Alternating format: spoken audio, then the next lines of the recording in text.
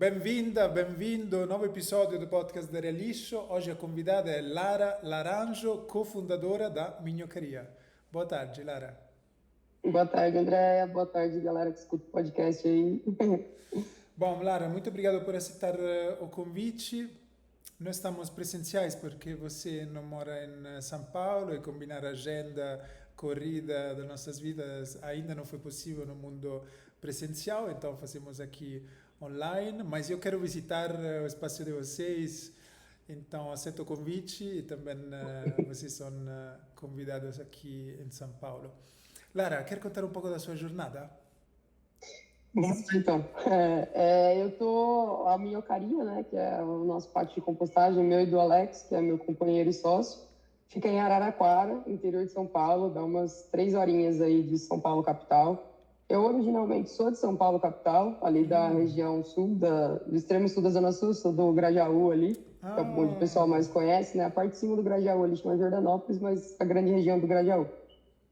Estudei a vida toda na Vila Olímpia, então conheço esse pedaço aí da Zona Sul, conheço um pouquinho. E aí eu vim para o interior, eu vim primeiro para Rio Claro, eu sou bióloga de formação, então eu fiz biologia na Unesp, aí fiz mestrado, doutorado, tudo na Unesp de Rio Claro, e aí depois de Rio Claro vim para Araraquara, e agora esse ano fazem 10 anos que eu mudei para Araraquara, no meio do ano. Bastante. Bastante. E eu curto bastante também o interior. Agora já faz metade da minha vida eu passei em São Paulo, metade da vida no interior, então já tá bem equilibrado. Mas você tem 20 anos?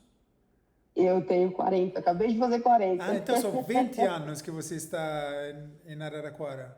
Não, em Araraquara faz 10, mas eu morei 11 em Rio Claro, que Ah, é uma ok. cidade um pouco antes de Araraquara. Ah, ok, é verdade. Dá uma hora e pouquinho daqui. Eu fiquei 11 anos em Rio Claro e aí depois conheci o Alex e acabei mudando para cá. Legal. E a minha carinha virou aqui, né?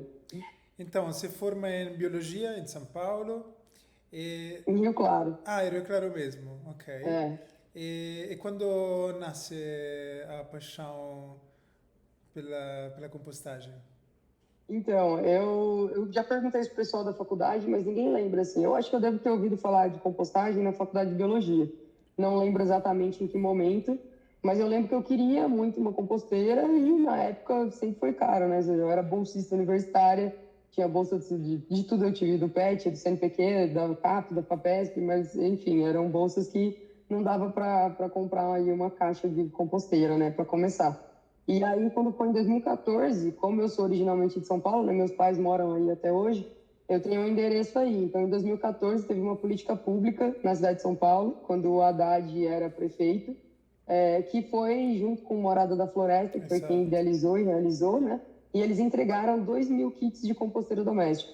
Então, era um evento que você se inscrevia, né? Foi uma política pública da cidade, da Secretaria de Meio Ambiente da cidade, que na época quem estava lá também era o Antônio Storel, que é um agrônomo, assim, que trabalha, sei lá, uns 20, 30 anos com compostagem, ele é uma das referências em compostagem para a gente, né, que é mais novo aqui. E aí ele estava na Secretaria de Meio Ambiente na época e foi isso, a gente se inscrevia, você participava, ia na oficina, né, de entrega da composteira, se você fosse sorteado, aí você se comprometia. Aí, duas oficinas eram obrigatórias, na verdade, que era da entrega da composteira, e depois uma outra oficina de plantio, pequeno plantio, para você aprender a usar o que você produzia na sua composteira. E aí depois teve um último encontro que foi de troca de mudas, de semente, foi mais um encontrão, assim, para o pessoal se conhecer. E, ao mesmo tempo, você respondia algumas pesquisas online, né, para gerar dados aí para futuras políticas públicas. Então foi muito massa, eu me inscrevi, foi uma política que teve 10.000 inscritos. Uau. E aí foi um super sucesso, assim, foi em 2014 isso, e aí selecionaram 2.000 pessoas, eu fui uma das pessoas selecionadas, então valeu a pena não ganhar nenhum bingo até então, para poder ganhar a composteira em 2014, e aí eu comecei a compostar. Só que assim, na época que eu ganhei a composteira, eu morava numa kitnet sozinha. Então eu virava muito pouco resíduo. Aí eu ganhei a caixa grande, né, de 61 litros. Então eu ia para São Paulo, passar o final de semana na minha mãe, aí trazia resíduo dela, pegava da minha tia que morava em frente. Aí um pouquinho depois que eu ganhei a composteira, eu conheci o Alex. Aí o Alex, a mãe dele, cozinha muito, até hoje. Aí a gente falou, e se a gente fizesse... E ele sempre foi o malucão das plantas, né? Então, tipo, aí eu acabava dando humus e biofertilizante para ele, levava para minha mãe, que a casa de São Paulo também tem quintal. Eu sou bióloga, mas eu sou bióloga de bicho, galera. Eu não sou bióloga de planta, eu sou Ah, bióloga que mata cacto. Então, quem cuida das plantas aqui é o Alex. E aí eu sempre acabava levando, né, o biofertilizante, o humus, distribuía para os amigos, enfim. E aí, quando a gente pensou, a primeira ideia, assim, do Minhocaria foi, pô, porque a gente viu que dava para fazer uma composteira de balde, né? Não precisaria necessariamente ser essas caixas organizadoras, que são mais caras. E aí a gente falou, então vamos tentar, né? Aí fomos na padaria, pedir balde de margarina e tentar fazer, e fizemos para casa do Alex, para ele, né, começar a compostar os resíduos da casa dele. porque E aí, Alexa morava no interior. morava em Araraquara e eu morava em Rio Claro Ok, na época. ok. Aí a gente fez uma composteira para ele levar e a gente falou, pô, é uma ideia bacana. E se a gente tentasse vender a ideia principal, a primeira ideia do Minhocaria, na verdade, era vender composteira doméstica, feita de balde, reciclado, né? A gente pegava o balde, às vezes ganhava, às vezes comprava, lavava, pintava, furava, adesivava, dava aquele trato no balde e aí vendia já com o kit, né? Com as minhocas, com humus, com serragem e vendia o kit de balde, que aí eu conseguia fazer um valor bem mais baixo, sei lá, era uns 300 e poucos reais uma composteira de caixa, a gente conseguia vender a uns 80 reais, assim, a composteira de balde. Então, para que quem quisesse compostar como eu, não tivesse que ficar esperando uma política pública, né? Pudesse fazer com a própria mão ali, ou só baratear o custo disso. Então, primeira ideia, assim, do Minhocaria foi essa. Aí depois a gente foi, né, ampliando o leque aí de serviços e produtos, mas a primeira ideia surgiu mesmo de tentar vender composteira com custo mais barato. E quando foi isso, Lara? Então, foi em 2015, porque eu Ah, ganhei a composteira em 2014, aí foi logo depois, assim. mas tanto você quanto o Alex se dedicaram um tempo integral nisso? Porque sabemos dos Não, desafios, né? não foi assim, não. Então, foi 2015, eu tinha terminado o doutorado em 2015, e aí consegui uma bolsa de recém-doutor, que era da Unesp mesmo, enquanto eu estava tentando um projeto de pós-doc pela FAPESP. Aí, quando veio negado, aí eu falei, pô, me veio um negado assim que não tinha muito como recorrer. Aí eu falei, tá, vou abandonar um pouco a área acadêmica e vou partir para Araraquara. Aí eu vim morar em Araraquara em julho de 2016. Aí vim morar com a Alex, né? A gente veio morar junto. E aí e aí a Minhocaria continuou daí. Então eu pegava, a gente ainda tinha pouco resíduo, né? Daí a gente começou a pegar de graça do restaurante vegetariano só para ter um pouquinho mais de produto. E aí eu ia fazer feira. Eu fazia feira, tinha uma feira de orgânicos que é da Uniara, que é a universidade daqui. E aí eu ia fazer a feira toda terça-feira, eu fazia feira, fiquei uns 3 anos fazendo a feira. Mas, assim, exclusivo mesmo, Minhocaria, a gente começou a partir de 2019, que foi quando a gente pegou o shopping, que é um grande gerador, e aí possibilitou a gente montar o pátio aqui, onde a gente está até hoje, e conseguir viver exclusivamente da compostagem, né? Porque até então aí eu dava aula, o Alex era vendedor de pão de queijo, depois acabou dando aula também de RH e ADM, que ele fez ADM. Então a gente tinha trabalhos paralelos aí, enquanto o Minhocaria não se sustentava. Aham. O Alex de que dava aula? Ele fez administração, a Ah, formação dele. Aí ele deu aula no Senai por um tempo de RH e ADM também. legal. Mas agora você também cuida de partes administrativas, né? Eu te acompanho no Instagram e é muito engraçado acompanhar você porque você é muito irônica também, diante de todos os desafios da operação e da vida de um pequeno empresário. Você também cuida, né, da parte administrativa? Agora eu tive que aprender na marra, né? Aquelas coisas, tem que saber um pouquinho de tudo para tocar o negócio. Então a parte ADM, de fazer nota, aceitar os MTR, tudo isso sou eu que faço. Cobrar a galera, mandar boleto. Essa parte ADM que eu não acho legal, mas eu faço. Então, se divide em como no trabalho? Ele não faz mais a parte administrativa? Não, ele não Ah, faz. Agora a gente está num turbilhão, assim, a gente está com uma quantidade absurda. Dezembro a gente fechou com quase 70 toneladas. uau! Então a gente está assim, basicamente o Alex está só fazendo coleta, trabalha no pátio aqui, né, na parte operacional. Eu trabalho no operacional aqui. Ele faz coleta de grande gerador, eu faço coleta residencial e dos pequenos geradores. A gente está com uma pessoa ajudando a gente no pátio 2 vezes por semana, mais ou menos. E aí fica essa pessoa e eu, ou essa pessoa e o Alex trabalhando no operacional. Wow, 70 toneladas sem um trator, sem maquinários é muito. Para quem não É muito, sabe, pode confiar, é muita é quantidade. muito. É É que muito. assim, dessas 70, umas 40 assim, é resíduo industrial que a gente pegou de uma empresa, basicamente, assim, que é resíduo de laranja. Então, às vezes vem Ah, em pó, que é a pectina, ou vem em casca seca. Então, não é um resíduo que eu preciso realmente colocar na leira, igual um resíduo orgânico de comida, ah, né? Um resíduo que é mais fácil de tratar, assim. Eu consigo fazer umas pilhas, ah, então é mais rápido de abastecer leira, assim, vamos dizer que assim. bom. Então, o Então, caminhão porque se fosse diretamente. só comida, não ia dar Nossa, conta, não tinha como.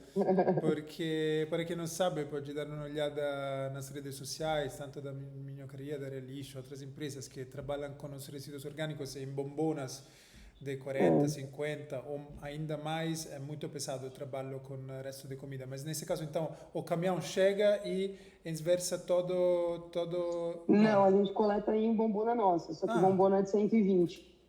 mas É, a coleta é nossa. vocês manualmente Dá, viram? então, a de 120, quando vai coletar na empresa, a empilhadeira lá ajuda, né? Então Ok, a empilhadeira ergue no pallet e a gente só arrasta para dentro do caminhão, ok. vai rodando para dentro do caminhão. E aí quando chega aqui, vira de cima do caminhão mesmo, né? Aí dá para virar direto assim da altura dele pro chão. Mas ainda assim tem um trabalho É, manual. Não, eu só quis dizer que é um pouco mais fácil do Ok. que o resíduo orgânico, não quis dizer que é fácil, fácil. Aham, Só é menos trabalhoso do que se fosse comida mesmo, assim, aham. tem que ficar tirando de saco às vezes, né? Então, ele já vem Verdade. solto na bombona, aí vira e depois é Aham. só lavar. Interessante você contar a storia da politica pubblica e inclusive para chi accompagna a Lara nas redes sociais sabem quanto para as políticas públicas são importantes, também para mim, para Relixo, é um papel fundamental do poder público, porque nós somos formiguinhas, somos pioneiros em um setor que esperamos um dia seja sempre mais do setor público. Mas è molto molto importante questa iniziativa. Io conosco Claudio da Morada de Floresta, que é uma empresa de referência nas compostagens, nas composteiras caseiras, e esta política foi muito, muito importante. Inclusive, eu entrevistei ele em um podcast, para quem tem interesse, é muito interessante, porque como muitos podcasts aqui, Lara, não são só técnicos, não são comerciais para vender o serviço, Uhum. mas Claudio conta da história dele, das aventuras, de quando era jovem, de muitas coisas, de viagens, muito, muito interessante, mas também chega a falar desta iniciativa pública muito importante. Eu não sabia que eram 10.000 pessoas que cadastraram. E não sei se... Teve 10, ele tem, o site ainda está até hoje online, né? O Ah, Composta São Paulo. Aí você consegue ver os dados, os resultados de dado ali. legal, depois vou dar uma olhada. E uma coisa que não sei se você sabe, mas acho que ajudaria muito a difusão das composteiras é que em Roma, que é minha cidade natal, quem tem uma composteira em casa paga menos impostos Isso seria fundamental. Exato. Aqui a gente tem, aqui em Araraquara, eu peguei uma cadeira o ano retrasado no CONDEMA, que é o Conselho Municipal de Meio Ambiente. Ah, E parabéns. aí, a ideia, aqui em Araraquara a gente tem um IPTU verde, que dá uma redução no valor do IPTU, só que composteira ainda não entra. Então a minha ideia é conseguir colocar a composteira, tanto que tem composteira em casa, quanto quem assina um plano de coleta, né, Exato. igual as nossas empresas oferecem. Mas hoje em dia, quem tem cisterna, quem tem energia solar, quem tem área permeável, né, menos cimentada. Então, tem algumas coisas que entram no IPTU verde e a minha ideia de futuro é conseguir colocar a compostagem também nisso. Legal, parabéns, é muito, muito importante porque eu sempre conto que as políticas públicas são muito, muito importantes em duas coisas, em dar incentivos como esse, que funciona, e também multas e fiscalização. São as duas coisas que fazem as mudanças sociais acontecer. Infelizmente, É, gostaríamos que o povo se despertasse a emergência climática, a justiça, mas não é assim. Precisa de multas, de impostos, de fiscalização e, de outro lado, também de incentivos. Por isso, a precisa iniciativa doer no, a gente fala, precisa doer no bolso, né, para a pessoa poder fazer alguma coisa. Sim. Aqui a gente também tem uma lei de grande geradora aqui em Araraquara, que é até 200 litros dia, né? Se você gera além disso, você tem que contratar um serviço, não Mesmo pode que em usar da São Paulo, prefeitura. né? Mesmo que Mas em você São vê Paulo. uns mercados gigantes, assim, com 2 contenedores de 1.000 litros na rua e a prefeitura pega. Então, a fiscalização, infelizmente, é muito ruim, né? Não tem gente suficiente para fazer, fiscalizar tudo. Sim. E eu não sei se em Roma acho que não acontece isso, mas no Brasil, você já está há alguns anos aqui, você já deve ter visto que tem as famosas leis que pegam e que não pegam, né? É. Então, tem lei de lixo, é uma lei que não pega e que ninguém está muito disposto, porque é uma coisa que não vai ganhar voto, né? Se a pessoa falar que o vereador falar que vai mudar alguma Pelo coisa do lixo, posto. ninguém está nem aí, entendeu? Sim. Então, é Sim. complicado mesmo. Sì, e na Itália faz 30 anos, 25, quando eu era adolescente não tinha coleta seletiva, chegou coleta seletiva do nada, meus pais não queriam fazer, eu brigava com eles, até eles depois de anos e anos virar um hábito. E uma coisa muito importante foi a fiscalização. A Itália passou de uma taxa de reciclagem, como aqui no Brasil, inferiore a 4%, a uma superiore a 65%. E hoje é ilegal enviar resíduos orgânicos para aterros sanitários. Não pode Eu enviar. sei eu sei que na França também, eu não sei se todas as cidades, mas eu tenho uma amiga que mora em Saint-Maurice, que é perto de Paris, e aí ela mandou foto, assim, também. Eles recebem, tem tipo uma senha como tem uma lixeira, né, na rua de orgânico, e aí cada morador recebe meio que uma senha para você ir lá e virar o seu orgânico também, que também não pode ir para aterro. Então tem a coleta certinha e eles levam certinho também. E imagina que enviar para aterro é 3 vezes mais caro que enviar para compostagem, ou seja, o oposto que é aqui no Brasil. O problema do Brasil é que é muito grande, né? Então o pessoal acha que tem espaço infinito. Você coloca um saco para fora e ele some, você nem sabe o que acontece com o seu lixo. Então é muito. Eu falo, o mais difícil de fazer compostagem, qualquer coisa mais difícil de fazer compostagem, educar as pessoas. Educação ambiental, que é uma coisa que tem que ser contínua, é o mais difícil, porque as pessoas não se educam, né? Não, é um tema que não interessa. Eu fecho tudo num saco, põe para fora, ele some, então tudo bem, né? Se o lixeiro começasse a não levar, né? Falar, hoje é dia de lixo normal, não é reciclado, né? De rejeito, não é reciclado. Aí a pessoa não leva e começasse a ficar na porta dela, talvez ela se importasse, né? Mas Com como passa, certeza. aqui passa 3 vezes por semana, então não dá nem tempo da pessoa sentir que tem lixo em casa, o lixeiro já levou. E Verdade. Araraquara é uma cidade que tem coleta seletiva na cidade toda, 100% da cidade tem uma cooperativa há 20 anos, e mesmo assim tem uma par de gente que não separa o reciclado, que é o mínimo.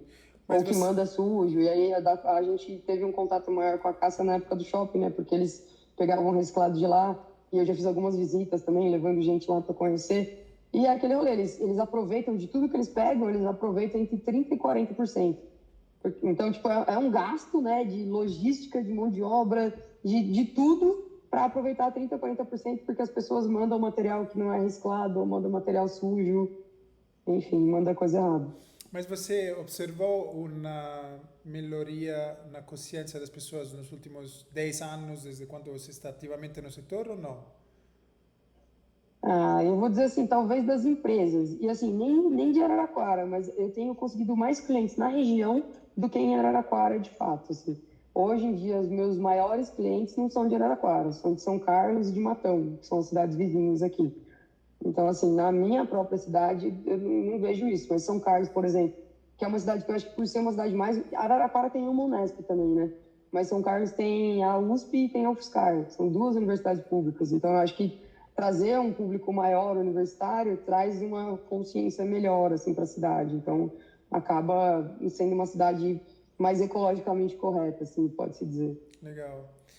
Falando sempre de políticas públicas, tem uma lei muito importante de 2021 que entrou na atuação prática só no final de 2024, né? Que é a lei de incentivo à reciclagem. Eu sei que você apresentou ou 2 projetos. Quer contar um pouco sobre isso? Conta. Isso aí também é um xodózinho, assim, nosso, falando agora enquanto Associação Brasileira de Compostagem, né? Porque a gente participou dessa discussão quando foi sair o decreto, né, no final de dezembro de 2024. A gente fez algumas reuniões, tanto com o Instituto Polis, que é o braço direito do Ministério na questão de resíduos, quanto com o próprio Ministério. A gente fez reuniões conjuntas, porque a ideia dessa lei de incentivo à reciclagem era primeiramente focar em catador, né? Então, em reciclagem mesmo, assim, de material seco. Aí a gente conseguiu colocar a reciclagem englobando a compostagem, porque a compostagem não deixa de ser uma reciclagem da matéria orgânica, né? Então, do resíduo úmido. Então, foi colocar a compostagem nisso. E, no primeiro momento, também a ideia dessa lei era que só pudessem submeter projetos terceiro setor, então associação, né, de catadores, cooperativas, etc. E aí também o que a gente fez um grande esforço aí para conseguir colocar, e conseguimos, que pequenas empresas como as nossas pudessem também participar, né? Então, microempresa e acho que EPP também. Pequenas. As pequenas, acho que se não me engano, até 480 mil, né, de faturamento, podem também mandar projetos para o Ministério. E ela é uma lei de incentivo federal, então ela é muito similar a todas as leis de incentivo. A mais famosa e mais criticada, por quem não conhece, é a Lei Rouanet, né? Então ela é uma lei de incentivo igual, ela funciona da mesma maneira, ela só tem porcentagens diferentes, né? Então, na lei de incentivo à reciclagem, empresa lucro real pode doar até 1% do valor do imposto de renda, e pessoa física até 6% do valor do imposto de renda, a pessoa que faz a declaração completa. E aí você manda um projeto, também é simples, não é muito complexo de mandar. Eles mandaram no final do ano passado um e-mail, né, falando quantos projetos eles receberam. Então, em um ano que ficou aberto de janeiro de 2025 a outubro, né, até 31 de outubro. Eles receberam quase 1.000 projetos, então foram 965, se não me engano, projetos que foram submetidos. Eles não conseguiram analisar todos, né, porque eles acho que foi um boom maior do que eles estavam esperando, é o primeiro ano, ainda está muito engatinhando como vai acontecer tudo, né? Agora eles ainda precisam fazer essa segunda parte. Saiu ontem essa parte da segunda análise, né? Então, para quem já captou os 20%, como que vai funcionar depois? Eles lançaram, acho que saiu ontem no site do CNIR, um documento, né, com as indicações assim, de como funciona. Mas é isso, aí você manda o projeto, assim que você tem o aprovado do projeto, você está liberado para correr atrás das empresas, né, que são lucro real, e das pessoas físicas que declaram imposto de renda, para conseguir esse valor através disso. Então, assim, o governo não está dando dinheiro para ninguém, né, igual as pessoas acham no Lei Rouanet, ele só aprova o seu projeto, e você, como empresa, que corre atrás de outras empresas para conseguir esse aporte do recurso. Mas né? também E é um dinheiro... a lei da incentivo à cultura mesmo, né? Não é Exato, exatamente. o Estado diretamente a dar dinheiro, mas é sempre através Através de imposto. É uma renúncia fiscal do Exato, Estado, né? Porque é um exato. dinheiro que ele receberia direto da empresa, e aí esse dinheiro ele não vai receber da empresa porque ela vai mandar para um projeto em si. E isso a empresa não tem nada a perder com isso, porque é um dinheiro que ela já ia sair dela de qualquer jeito, porque é um imposto que ela ia pagar direto para o governo. É o O que ela Estado. faz é pagar, para uma cooperativa, uma associação, enfim, ela escolhe um projeto que ela gostou e aporta o recurso dela naquele projeto. E aí ela tem todo o benefício de poder fazer propaganda, que ela apoiou, incentivou aquele projeto, né? Então, pode ter logo dela em tudo quanto é coisa. Se você for comprar um caminhão com o dinheiro daquela empresa, você vai botar o logo no seu caminhão, enfim. Então, só tem benefícios, assim, não tem nada. E o próprio governo ganha com isso, porque tá no Transfere Gov, né? Que é um portal da transparência do governo. Então, todo o dinheiro que entrar e sair, ele vai ter nota fiscal, você pode acessar e ver quanto dinheiro...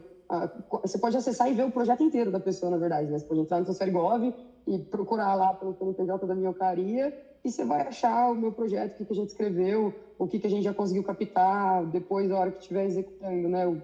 Onde que foi esse dinheiro. Então, assim, para o governo é bom porque ele recebe, pela Lei Rouanet, né, que a gente tem mais dados, a cada R$1 que seria... que o governo receberia de imposto direto, né, de uma empresa lucro real, ele acaba recebendo R$1,76 quando você tem essa ramificação do valor do imposto. Porque aí eu vou contratar gente, eu vou comprar coisa, eu vou contratar outras pessoas, e tudo isso vai ter nota fiscal, então vai gerar mais imposto Nossa, para o não governo. sabia desse cálculo que fizeram. Muito, É, muito interessante. A gente não tem esse valor ainda para a lei de incentivo à reciclagem, né? Mas esse é um cálculo da Lei Rouanet. A cada R$1 que o governo receberia, né, direto, ele acaba voltando para ele R$1,76. Então, Muito é uma interessante. renúncia fiscal, mas que acaba sendo lucrativa para o governo também. E Muito consegue apoiar interessante. projetos que, tipo, a gente não conseguiria tirar do papel, né? Então, por exemplo, o primeiro projeto que eu tenho aprovado, eu coloquei a compra de um maquinário, de um trator e de um caminhãozinho maior. Então, tipo, nem que eu fosse no banco, mesmo se eu tivesse dinheiro, né, para conseguir pagar um financiamento, o banco não presta 400 mil reais para uma empresa pequena como a minha. Né? Ou se emprestar, vai ter um juros absurdo. Nossa, juro absurdo. Então, assim, e a gente chega assim numa quantidade de tonelada que é isso, você precisa dar um salto, né? E aí, se você não tiver um investimento de algum lugar, você não consegue dar esse salto, você vai ficar estagnado, aí você não vai conseguir crescer e fica nessa. Então, eu sou assim, super pró políticas públicas e entro de cabeça nelas mesmo e defendo porque muda realidades. Tipo, elas mudam vidas e mudam realidades. É verdade. Infelizmente não todos acreditam nisso, querem nisso, sabemos que é um discurso bem político, mas faz parte desta luta comunicar o porquê é bom as políticas públicas. Então, como é este é o primeiro projeto? Um trator e um caminhão e o segundo? Um trator, um caminhão e um funcionário, eu coloquei nesse primeiro. E aí o segundo eu fiz uma réplica do Morada da Floresta, do Composta São Paulo, eu fiz um Composta Araraquara, só que aí um pouquinho menor, né, porque Araraquara tem quase 200 mil habitantes, então eu coloquei a distribuição de 500 kits de composteira. Uau, bacana, bacana, parabéns. E sobre a estratégia de captação, já conseguiu captar uma parte? Ainda não? Como está esta parte? O primeiro projeto já consegui captar uma parte. A gente começou, ele foi aprovado no final de agosto, e aí eu consegui uma empresa aqui da região, uma concessionária da rodovia, né, na verdade, que é uma empresa gigantesca, né, e eles pegaram a concessão da Washington Luiz aqui, né, no trecho de São Carlos até Mirassol, que é bem onde está Araraquara. E eles são uma empresa grande que já financiam milhares de projetos via Lei Rouanet, Lei do Idoso, do Incentivo ao Idoso, do Esporte. Todas as possíveis que existem, eles já financiam. Então, eles já conhecem, sabem muito bem como funciona. E eu já recebi poda da rodovia deles, né, quando eles fizeram supressão, estavam alargando a rodovia, já recebi.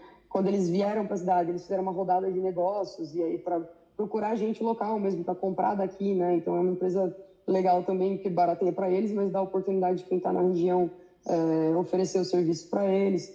E aí teve uma moça que é analista ambiental deles, que tem uma composteira minha, já comprou há anos atrás, e aí ela viu que saiu a lei de incentivo e estava procurando projetos na região, porque é isso, né? Eles aportam em projetos da região, e eles viram que saiu a lei de incentivo, queriam, né, de reciclagem, queriam ter algum projeto nela também. E aí ela me achou no webinar do Ministério, porque em janeiro, quando a gente fez o Ministério fez um webinar lançando a lei em dezembro, né, acho que 21 de dezembro de 2024, e aí no final de janeiro a gente fez um webinar específico para os composteiros, assim, né, que aí a gente participou enquanto associação, para responder perguntas mais voltadas para a área da compostagem. E aí ela estava procurando, viu que eu estava lá e aí veio falar comigo, que eles estavam procurando, e aí foi isso, aprovou o nosso projeto dia 29 de agosto, e eu tinha uma reunião com eles, que era uma reunião de fornecedores também da região, dia 2 de setembro. Então, assim, foi o timing perfeito, assim. Aí tinha gente de Bebedouro, a sede deles é em Matão, né? De Bebedouro, de Matão, de São Carlos, assim, da região. Mas eu era a única pessoa que tinha um projeto aprovado, porque tinha acabado de começar a acontecer, né? Então, aí a gente conseguiu... Eles falaram que vão aportar o projeto todo, mas a gente ainda não captou tudo, né? Porque eles fazem aportes trimestrais. Tem isso também, né? As empresas podem fazer ou um aporte anual, né? São duas formas de declarar o imposto. Elas declaram anualmente, geralmente em dezembro, ou elas fazem isso trimestralmente. Então, dezembro, março, julho e setembro, junho e setembro, né? Então, aí a gente conseguiu um primeiro aporte em setembro e aí eles fizeram outro agora em dezembro. Porque eles precisam entender quantos impostos precisam pagar para entender quanto é a percentagem que podem dar. Exatamente. E são muitos CNPJs, né? Porque, tipo, é um grupo grande. Então, só que aí são vários CNPJs dentro desse grupo. Então, vem picadinho o dinheiro de vários CNPJs. Não é como fechar as contas para nós, é muito mais complexo. Não, é mais complexo. Mas que bom, Lara, fico muito feliz porque é um desafio captar os recursos. Então, encontrar uma única empresa que pode financiar todo ou grande parte é super importante. Parabéns. Sim, obrigada. É muito importante também para quem nos assiste entender a importância de falar, comunicar, porque podemos ter as melhores ideias, mas se não colocamos no ar, não vai acontecer nada. Então, espero que também alguém que nos escute aqui possa doar o próprio 6% se é pessoa física ou 1% se é empresa em lucro real.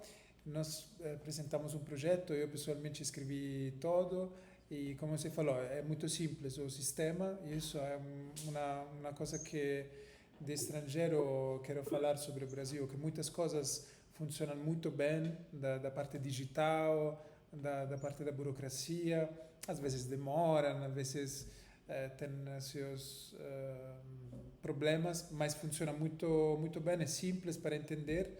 Então consegui apresentar um projeto simples de pouco dinheiro, mas muito legal, que é fazer educação ambiental nas escolas públicas, que sabemos ter pouco dinheiro para a formação, diferente das escolas particulares, com um catador pela parte dos resíduos secos, da triagem, e uma pessoa que possa falar da compostagem, tanto em composteiras em casa quanto em leiras, para crianças, que sabemos ser muito importantes. Ainda não citaram, porque eu acho que apresentei o penúltimo dia útil de outubro, sabe, como na escola, que se apresenta as coisas no último minuto, mas não tem pressa, porque para nós é um projeto não estratégico como o seu, porque esse projeto para vocês vai virar o jogo, né, do dia a dia.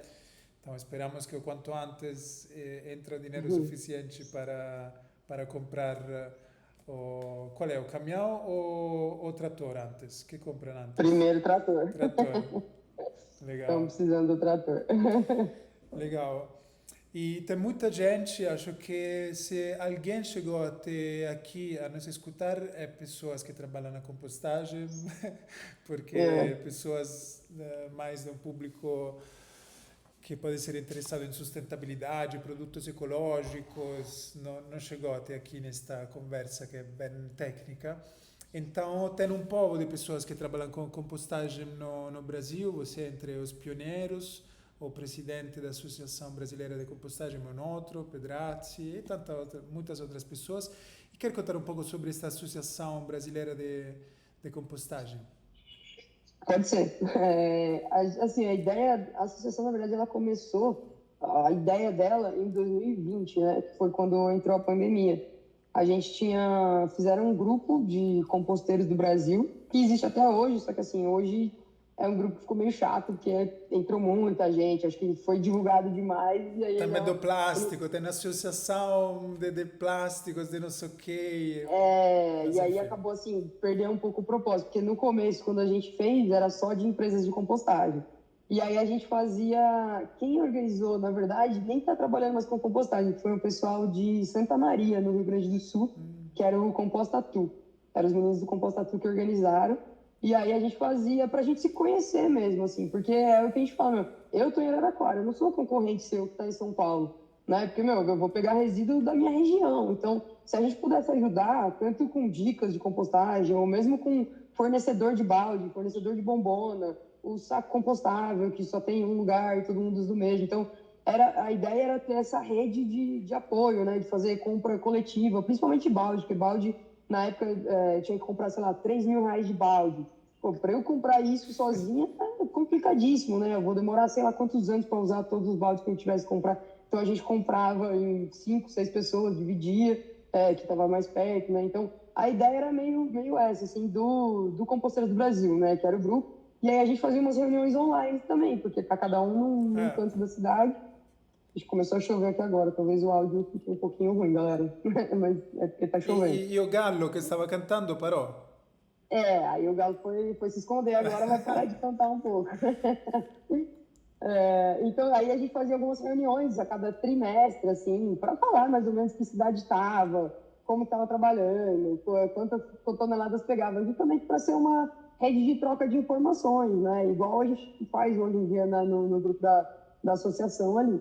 E aí nasceu do Composteiros do Brasil, foi esse grupo que surgiu mais ou menos na pandemia, e daí a gente tirou a ideia da associação. Não lembro exatamente quando, talvez um ano depois ali, mas para tentar justamente fazer isso que a gente fez agora, né? A LIR é fruto disso, brigar por políticas públicas. Porque aí você tem um nome, né? Você tem um peso para falar. Pô, o Ministério não vai falar com a Lara do Estado do Meio Ambiente, não vai falar com a Lara da minha carinha, mas ela pode falar com o Felipe da Associação Brasileira de Compostagem. Tem um peso, né? Tipo, então, se a gente se une enquanto empresa de compostagem, a gente tem um peso para falar sobre o setor. Então, a grande ideia, assim, foi essa mesmo, né? De tentar levar a palavra da compostagem mais além, assim, né? Legal. Divulgar. Porque, como é que você fala? A gente parece que, nossa, compostagem todo mundo conhece, mas, cara, se você pegar alguém, porque a gente tá na nossa folha, né? Porque se você pegar alguém na rua, cara, todo mundo que me vê com uma bombona, com uma camiseta, com uma minhoquinha, acha que eu levo comida para porco, ou que eu vendo minhoca para pescar, entendeu? A última coisa que a pessoa acha é que eu faço compostagem, porque ela nem sabe o que é. Então, é uma coisa que precisa ser muito falada. É igual a reciclagem. A gente fala de reciclagem há 40 anos e quantas pessoas reciclam? Na nossa bolha, quase todo mundo, mas se você for ver, ninguém recicla de fato, né? A pessoa tem preguiça de lavar a caixinha de leite, tem preguiça de separar, ter lixinho separado. Então, acho que a principal ideia, assim, é divulgar a compostagem, falar que ela existe e conseguir dar um peso para ela, né? E aumentar os números também agora, né? Com pesquisas, né? Falar, quantos por cento composta? Menos de 1% composta. Pô, mas você está falando, sei lá, você só considerou grandes geradores, só considerou aterro que tem composteira. Você não viu os dados de pequenos geradores, né? Porque em pequenos, eu estou falando até o Felipe, por exemplo, que composta, sei lá, vídeo verde, 400 toneladas por dia. É um cara que não entra em censo nenhum. Então, a gente tem um número de compostagem aí que é maior do que o que sai no relatório Abrelco, por exemplo, né? Então, também ter dados mais robustos nossos sobre compostagem para divulgar. È molto importante este trabajo que técnicamente se llama de advocacy e Isso. también de lobby en un sentido bom, o sea, presionar o sector público a hacer algunas leyes e mudanzas y editais como essa da lei de incentivo al reciclaje que incluyen a compostagem, porque de fatto è molto importante e também pensar a nível sistêmico. Eu pessoalmente, como pequena inovação que gostaria de levar neste setor, a ideia de reduzir o quanto mais possível a distância de transporte dos resíduos orgânicos, então o melhor é cada um Uhum. ter a própria composteira em casa, fazer pátios de compostagem de pequeno porte em fábricas que têm um refeitório. Nós fizemos isso em uma multinacional em Santo André que se chama Rodia, para reduzir o quanto mais possível a distância de transporte, porque é muita poluição, é muito trânsito, é muito custo e é possível. Então a cidade Principalmente mais em São Paulo, né? Que o trânsito é caótico. o trânsito é caótico, é caro. Então, nós pessoalmente trabalhamos com hortas urbanas que precisam do adubo e que muitas delas já fazem compostagem em pequena escala e poderiam aumentar. Remuneramos elas porque sabemos que os agricultores precisam de outras fontes de receita e tentamos difundir este método desenvolvido pela Universidade Federal de Santa Catarina, que é um método simples, econômico e escalável. E o Sim. fatto che è simples e economico também è una desvantagem competitiva comparada a quem tem máquinas, né, que chamam de composteiras, que não são composteiras, mas que comercialmente conseguem defender uma tecnologia, mentre a tecnologia desenvolvida pela Universidade Federal de Santa Catarina qualquer pessoa pode fazer, não precisa ser um cientista, não precisa saber estudar, fazer cálculo, porque é muito simples, então é importante difundir. Vocês sabem quantos são os associados atualmente da associação? A associação, se não me engano, foi fundada em 2022.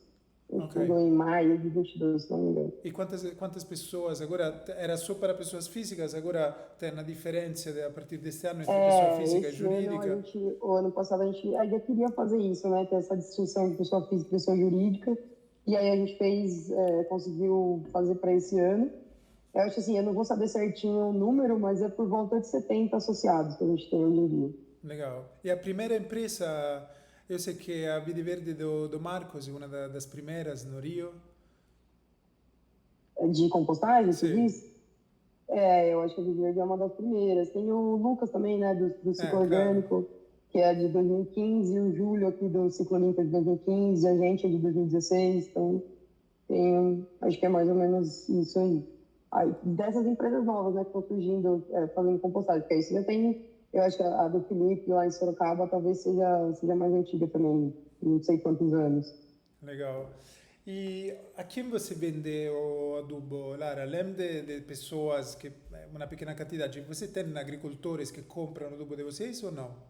Eu já tive, hoje em dia eu não tenho tanto, assim, quem mais compra acaba sendo pessoa física mesmo, né? A gente tem chácara, ou pessoal que tem quintal, eu acabo, assim, essa é uma parte que para esse ano a gente pretende fazer melhor, assim, eu não estou vendendo tanto quanto eu gostaria, né? Ou precisaria, até para liberar espaço no pátio. Ah, Porque a gente ficou com essa, foi aumentando a demanda, então você basicamente só coletava, abastecia, não estava sobrando fôlego para sair para vender. Mas eu tive uma época que deixei em alguns gardens da cidade, né? Então eu tenho embalagem de 2 e de 10 quilos de composto, então eu deixei em alguns gardens da cidade e logo no começo a gente vendia para uma produtora de tomate aqui de Santa Lúcia, que é uma cidadezinha perto também. Então ela chegou aí, ela comprava de caminhão. Então ela legal, chegou a levar alguns bons metros cúbicos assim para a plantação dela. legal. E depois parou. Ela acabou fechando, Nossa. Mas aí era parou. orgânica? Era produção orgânica? Era orgânico. Legal. Eu participei de uma palestra do Estorel, pronunciei bem? Hum, sim. E fiquei muito animado depois daquela palestra porque ele falou deste estudo de duas cientistas que pesquisaram por anos e anos o impacto de utilizar adubos orgânicos em cultivos de agricultura, quanto Uhum. os cultivos são capazes de absorver mais carbono Carbono. se tem adubo. Depois também pode colocar agrotóxicos e toda a merda que eles colocam, mas só colocar o adubo Já faz a tem função. este efeito gigantesco. Fiquei muito animado porque, de fato, estamos solucionando um grande problema que é o carbono na atmosfera. E não é só a parte de redução das emissões de metano na atmosfera, comparado com uma terra, ainda pior com um lixão, mas é também que com o adubo sequestramos mais carbono. Então tem esses dois Isso. efeitos e essa parte do carbono pode ser muito maior que a parte da redução das emissões de metano. Então fiquei muito animado e é uma coisa muito importante no setor do agro, che è un settore molto problematico no Brasil. Também un'altra conversação política, mas aqui Não tem como. A não vida tem é como, política. não tem como, exato, é difícil, às vezes a pessoa, não, mas não falamos de política aqui, mas é difícil porque fundamos esta empresa para participar da vida política, então precisamos falar de política, mas tudo bem também quem fala e pensa diversamente.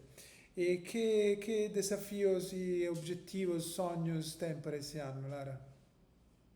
Olha, para esse ano, eu acho que é a mecanização do pátio mesmo, que está prestes a acontecer, assim que o Ministério liberar essa segunda parte de análise, né, que vai para análise técnica e aí depois, aprovando, também vai para execução.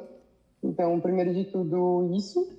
A ideia também é conseguir produzir mais adubo, né, e vender mais esse ano, conseguir fazer essa gestão aí, arrotar, né, o adubo no pátio um pouco mais rápido. Ter mais gente para trabalhar também, a gente colocou, nesse primeiro projeto que eu coloquei o trator e o caminhão, a gente colocou para contratar, aqui tem uma cooperativa, que tem a cooperativa Cássio, que é de recicláveis, e aqui tem várias cooperativas, e uma delas chama Sol Nascente, que se você não sabe, Araraquara é conhecida como Morada do Sol, então é um calor do caramba aqui. E Ah, aí tem uma cooperativa chamada Sol Nascente, que é uma cooperativa de egressos do sistema carcerário, e a princípio ela foi criada para fazer compostagem, então para compostar os sério? resíduos de poda da cidade. Ah, Só que aí acabou não virando, porque a empresa que faz a poda é outra, e aí não leva, enfim, né, outras burocracias. E eles acabaram trabalhando com a parte de limpeza de APP, tem 3 parques na cidade grande, então eles faziam a gestão do parque, e aí me traziam para cá até, né, poda do parque, de roçada de grama, etc., folha. E eles acabaram trabalhando com essa área. E agora, quando a gente trocou, desculpa, vou falar de política, mas Araraquara trocou o prefeito e entramos com o prefeito, saímos de um prefeito do PT e entramos com o PL, e ele cancelou os contratos das cooperativas. Então, o pessoal estava fazendo um trabalho super legal, era uma cooperativa que funcionava muito, porque eles viram como agarraram com unhas e dentes assim, essa oportunidade, então era uma galera que se virou sozinha, conseguiu emenda parlamentar de deputado para comprar um caminhãozinho, estavam fazendo uma gestão super boa da cooperativa, né, enfim. E aí, por questões políticas, burocráticas, ele acabou cancelando os 2 contratos que eles tinham. Então, a gente está assim, tentando escrever vários projetos para a cooperativa, tanto do FENIDRO, a gente conseguiu um FINEP pela Unesp também, e aí eles vão fazer plantar as árvores da reserva, para assim, estamos tentando fazer eles se sustentarem até que consigam um novo contrato, né, via prefeitura. E aí, nesse projeto da Líria, eu coloquei a contratação da cooperativa para fazer a coleta dos resíduos da minhocaria. Então, tiraria o Alex desse operacional de logística e a logística seria da cooperativa. Ah, legal. Quando você falou da contratação de uma pessoa, não é de uma É, pessoa, é da não é cooperativa. uma pessoa, é a cooperativa para fazer a nossa logística. E aí a gente Legal. conseguiria ficar mais no pátio para melhorar essa gestão do pátio, né? Claro, e faz super sentido também com aquilo que eu acredito, ou seja, na cooperação. Eu sei que como empresas temos o instinto a competir, né? Sobretudo quando estamos no mesmo território, uma coisa instintiva humana de competir entre nós. Sim. Mas acho muito importante cooperar entre o ecossistema que já existe. Por exemplo, como realizzo o nosso papel, acho que é unir, juntar as partes. Em São Paulo tem 450 hortas urbanas. Caramba. Tem muitas cooperativas de catadores, tem muitos transportadores de resíduos formais, informais, que precisam formalizar-se. Ou tem, por exemplo, o problema de lei, porque o caminhão compactador não é bom para orgânico, então lá também tem um advocacy importante, tem um gatinho lá. Agora a Madalena quer fazer parte do Linda podcast. Madalena. Então, esta ideia que cada um tem uma sua parte in un ecosistema complexo, então acho que faz super sentido esta coisa de terceirizar a logística, né? E apoiar um projeto social tão importante. E para os empresários que estão nos seguindo, não sei se alguém chegará até aqui, mas pode ser que os composteiros apaixonados, mentre estão virando as bombonas, estão escutando, ter uma mensagem para quem está um pouco desanimado, com dificuldades que vocês já passaram ou que passam no dia a dia. Cara, eu acho que é investir na lei, né? Eu sei que é difícil fazer a captação, mas ela é uma coisa que você pode conseguir virar a chave, assim, de repente, né? Então, também tem, sei lá, algumas empresas que conseguem fazer acordos, né? E, eu vou prestar o serviço de coleta, mas você consegue me pagar o ano todo adiantado para eu me reestruturar, e aí você fica... Então, tentar algum tipo de acordo, assim, porque realmente o que acaba faltando para a gente acaba sendo dinheiro, né? Para você conseguir fazer operações, ou mesmo que nem a gente tem a embalagem, né? Eu fiz a embalagem, mas para fazer a embalagem eu peguei um empréstimo no banco, um Pronamp, eu estou pagando até hoje, peguei em 2021, então a gente ainda paga, querendo ou não, a gente precisa de dinheiro para fazer isso. E a lei de incentivo à reciclagem veio com essa ideia, né? De conseguir, é difícil fazer a captação, mas é um jeito que a gente consegue tentar, pelo menos, né? É uma esperança ali, é uma luz no fim do túnel.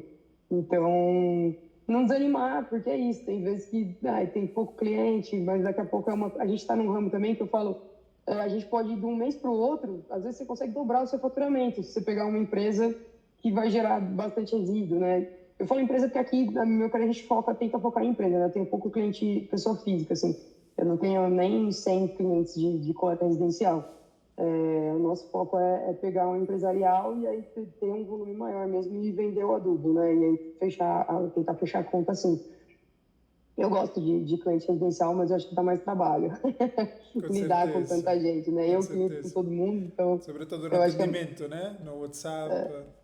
aí eu acho que é mais fácil lidar com o empresarial, apesar das burocracias que existem, né? E Lara, a cosa que você mais gosta do seu trabalho? O que eu mais gosto? Cara, é uma boa pergunta. Eu acho que eu gosto de um pouco de tudo, de fazer. Assim, eu não gosto da parte administrativa, já falei. Mas é que eu falei, né? Quando você vai dar aula, às vezes você gosta de dar aula, mas você odeia fazer prova e corrigir prova, né? Então, todo o trabalho tem uma parte ruim, assim, né? Eu vou falar, nossa, a gente cortou 70 toneladas, eu amo abasteceleira. Pô, debaixo de 40 graus de Araraquara, ninguém ama abasteceleira, né? A gente abastece porque tem que abastecer. Mas eu acho que a parte que eu mais curto mesmo é peneirar o adubo e sacar. Esse, tipo, você saber que tudo aquilo foi resíduo, foi lixo um dia e agora vai virar vida. Acho que uma das partes que eu mais gosto é peneirar e sacar. E aí dá para ouvir bastante podcast peneirando e sacando também. Com certeza. E também gosta de comunicar, é uma ótima comunicadora, né? Valeu. Nunca não fui muito, viu? Acho que eu tô me tornando. Eu era uma adolescente tímida. Não, mas é muito, muito boa. Precisamos de você comunicar e comunicar mais. Lara, muito obrigado por essa conversa. Espero de poder-te visitar lá no pátio de vocês e são bem-vindos Tá aqui. aberto convite aí, quem quiser, para você, para sua equipe, todo mundo que estiver ouvindo a gente, manda mensagem aí. Tá bom, muito obrigado. Até a próxima. Obrigada pelo convite. Valeu.